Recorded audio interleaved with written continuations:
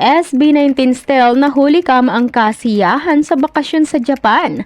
Mga supporters natuwa nang makita ang video. Sobrang natuwa nga ang mga puso ng lahat ng mga Stel supporters nang makita nila at mapanood ang video na ito na kuha mismo sa isang netizen. Kung saan makikita itong nakuna ng video si Stel na masayang-masayang nakaupo sa harapan nila habang kasama nila itong nanonood ng isang show sa nasabing lugar. Kita nga sa video kung gaano ito ka-cute na natuwa na parang bata nang mawisikan or matamaan sila ng tubig sa naturang show na kanilang pinapanood.